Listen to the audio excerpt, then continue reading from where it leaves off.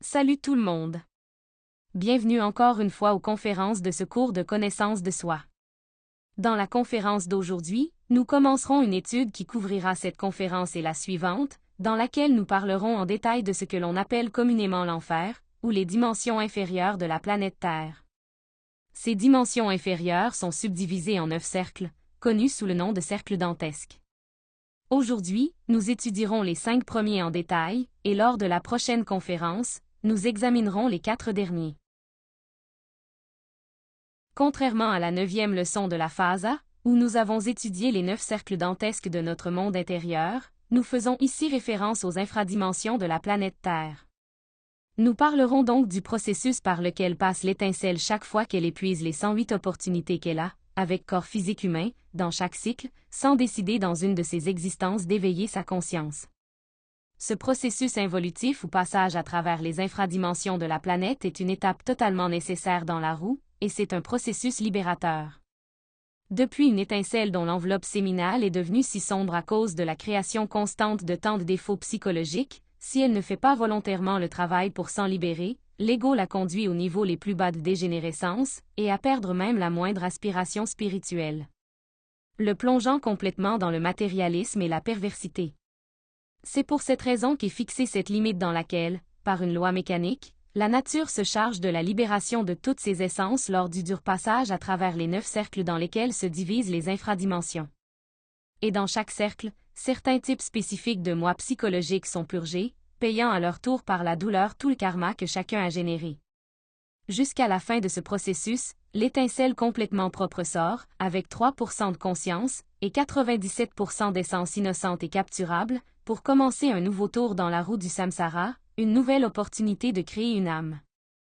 Dans ce passage à travers le processus involutif, l'étincelle traverse physiquement différents corps d'animaux involutifs, puis de plantes involutives, et enfin de minéraux involutifs. Tandis que l'essence ou la psyché contaminée traverse chacun de ces 9 cercles, connus sous le nom de 9 cercles dantesques. Depuis que Maître Dante Alighieri, dans sa Divine Comédie, a raconté ce qu'il a vécu astralement guidé par son gourou, qui lui a montré comment se déroule le processus d'involution des différentes âmes dans les entrailles de la planète. Nous devrions tous enquêter sur cela à travers une projection astrale consciente. Nous allons donc étudier chacun de ces cercles afin de comprendre ce processus, et j'espère que cette étude nous aidera à réfléchir sur l'importance de décider d'éliminer volontairement ces défauts psychologiques, de payer nos karmas, et d'auto-réaliser notre être, maintenant que nous avons les outils pour le faire. Le premier cercle dantesque est la sphère submergée de la Lune. Ce cercle est soumis à 96 lois. Cette région s'appelle les limbes. C'est la salle de l'enfer. Elle appartient à la 2e dimension de la nature et est formée de toutes les grottes de la planète réunies astralement. Dans ce cercle se trouvent tous les désincarnés qui n'ont pas encore épuisé leurs 108 existences. Il récapitule ici l'existence qui vient de s'écouler, en attendant leur prochain retour sur le plan physique. Tous les habitants de cette région continuent de faire les mêmes choses qu'ils faisaient dans le monde physique. Ici, tout le monde marche avec la conscience endormie. On retrouve également ici tous les êtres humains incarnés qui ne possèdent pas de corps solaire.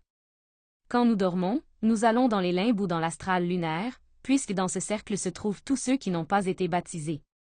Des gens sincèrement trompés, qui croyaient que la libération était possible sans avoir recours à la magie sexuelle. C'est le cercle des paresseux. Voilà tous les êtres humains qui n'ont pas transmué les eaux séminales. Le 2e cercle dantesque est la sphère submergée de Mercure.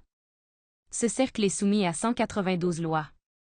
Là, nous ressentons le vent ouragan du Mercure, un certain élément aérien mortel. L'ébullition perpétuelle de ces forces passionnées négatives, à l'origine des marées astrales. C'est une région où la compréhension humaine ne fonctionne pas, puisque tout le monde ici est motivé par ses pulsions instinctives de fornication. C'est un monde d'instincts brutaux, où la lascivité se mêle à l'élan de la violence. Nous trouvons ici tous les fornicateurs qui aiment extraire le sperme sacré de leur organisme. Ils cohabitent sans cesse, et détestent à mort tout ce qui a le goût de chasteté. Des millions de créatures humaines vivent ici, avec l'abominable organe kundartigateur pleinement développé. Ceux qui entrent dans ce cercle n'ont aucune possibilité de retour. Bien que de temps en temps, bien que la vérité soit très rare, les maîtres qui travaillent ici peuvent aider ceux qui se repentent vraiment sincèrement. Ceux qui, à ce stade, parviennent à comprendre qu'ils ont commis une erreur et éveillent en eux-mêmes un désir d'être sont aidés, et par miséricorde, les maîtres leur donnent une nouvelle opportunité, avec un corps physique humain, pour tenter leur autoréalisation. Mais cela est vraiment très rare, car ceux qui entrent dans ce cercle, y vont généralement en se considérant eux-mêmes, ou en blasphémant contre la divinité, mais jamais en se remettant en question et en se jugeant eux-mêmes. En plus de cela, dans ce cercle, ils se plongent dans leur instinct forniqueur. La fornication et la luxure sont le fondement de l'ego qui existe. Le troisième cercle dantesque est la sphère submergée de Vénus. Ce cercle est soumis à 384 lois. Il y a des pluies incessantes, un froid terrible, de la boue, des eaux usées, de la pourriture, etc. Le plaisir circule dans ce cercle, on y retrouve cantines, cabarets, bordels, orgies et bacchanales. Tout cela se trouve dans la sphère submergée de Vénus. Ceux qui ont vécu d'orgie en orgie, de bar en bar, plongés dans la boue des grandes fêtes, des banquets et de l'ivresse, savent très bien ce que l'on ressent après une nuit de fête. Beaucoup, voulant noyer dans le vin l'état désastreux dans lequel ils se trouvent, continuent sur le chemin du vice, jusqu'à atteindre la catastrophe totale de leur organisme. Car après le plaisir vient toujours la douleur. Dans cette région, les défunts écoutent avec horreur les aboiements terrifiants de Cerbère, le chien infernal. Chien symbolique qui, avec ses 3 mâchoires cruelles, représente les passions sexuelles animales violentes, lucifériennes, hors de tout contrôle. Là, les plaisirs de la vieille Rome des Césars se transformèrent en résultat fatal. Toutes les fêtes, les adultères, les lesbiennes, les poètes des dégénérés, les fiers seigneurs des grandes fêtes, foyers des gloutons, des ivrognes, des drogués, de tous les plaisirs sexuels, etc. Flatteries, louanges, applaudissements, paroles douces, vêtements royaux, serments d'amour, séduction, caresses, baisers, parfums, danses superbes, réconfort, fascination des lieux, repas ostentatoires étaient vécus en direct. Maintenant seulement la peste du monde souterrain de Vénus.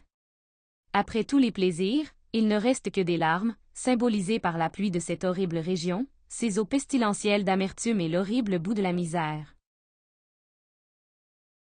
Le quatrième cercle dantesque est la sphère submergée du Soleil. Ce cercle est soumis à 768 lois. Dans les enfers solaires de la planète Terre, nous trouvons tous les déséquilibrés, avec 2 types définis, les gaspilleurs et les gourmands.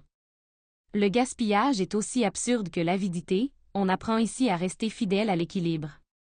La violation de l'équilibre entraîne des conséquences karmiques douloureuses. Le prodigue, le gaspilleur, celui qui gaspille son argent, même s'il se sent au fond très généreux, il est indubitable qu'il viole la loi. L'avare, celui qui ne fait pas circuler son argent, celui qui le retient égoïstement de manière inappropriée au-delà de ce qui est normal, nuit à la communauté, enlevant le pain à de nombreuses personnes, appauvrissant ses semblables. Pour cette raison, il viole la loi de l'équilibre. Bien que le dépensier réussisse apparemment à faire circuler l'argent de manière intensive, il est logique qu'il produise un déséquilibre non seulement en lui-même, mais aussi dans le mouvement général des valeurs. À long terme, cela cause d'énormes dommages économiques au peuple. Les prodigues et les avares deviennent mendiants, et cela est prouvé. Il est urgent de coopérer avec la loi de l'éternel trogo auto-égocratique cosmique commun, de ne pas entraver l'équilibre économique, de ne pas se faire de mal, de ne pas faire de mal aux autres. En enfer, désespérés, les prodigues et les avares, blasphèment contre la divinité, se maudissent, se battent, plongent dans un désespoir terrifiant. On y retrouve aussi tous les exploiteurs des corps et des âmes, les joueurs de loterie, de dés et de cartes, les prêtres et les hiérarques, les mystiques qui convoitent insatiablement les biens d'autrui. Le 5e cercle dantesque est la sphère submergée de Mars. Ce cercle est soumis à 1536 lois. Il est donc évident que la 5e région submergée est beaucoup plus grossière que les précédentes. La souffrance y est donc plus grande. Dans ce cercle se distinguent les gens ironiques, furieux, arrogants et fiers. Des meurtriers, des violents, des destructeurs, des blasphémateurs qui maudissent, des gens pleins de haine et de vengeance, des gens réfléchis, des gens qui se blessent mutuellement et des méchants qui menacent. Tous ces gens croient qu'ils vont très bien, personne ne suppose, même un instant, qu'ils marchent sur les chemins de l'obscurité et de l'horreur, et que les choses vont mal. Ils se sentent tous sains et vertueux. Certains moi désespérés fuient les autres moi attaquants, et ils font tous partie du même égo. Chacun des partis fuit sans consolation, terrifié, essayant de se cacher de chacun des autres partis, rien d'agréable n'est pour le défunt, essayant de se fuir lui-même, éprouvant de l'horreur pour lui-même. La conscience des défunts du 5e cercle connaît leur propre méchanceté, leurs propres horreurs, leur violence inhabituelle, leur colère désastreuse. La conscience tente de fuir elle-même, ces monstres horribles et violents. Dans la 5e infradimension naturelle de notre planète Terre, il s'avère que la conscience se fait face, se connaît, se regarde avec de nombreux yeux, sous des angles différents, selon chacun de ses moi. Se vautrer dans tant de boue, fuir soi-même, avoir peur de soi-même, le moi confronté au moi, des parties de moi-même, confronté à moi-même, c'est bien l'horreur des horreurs, l'indicible, la terreur qui n'a pas de mots pour décrire. L'invitation est pour nous de comprendre pleinement que chacun de ces moi diaboliques porte en lui un certain pourcentage bien défini de notre propre conscience. Et que nous devons nous encourager à faire un travail conscient et volontaire pour les éliminer de notre psychisme afin de nous libérer de leurs terribles conséquences. Dans la prochaine conférence, nous parlerons des 4 prochains cercles dantesques, où ils seront purgés des défauts psychologiques de nature intellectuelle. N'oubliez pas que vous pouvez nous laisser toutes vos questions concernant ces sujets. Jusqu'à la prochaine fois.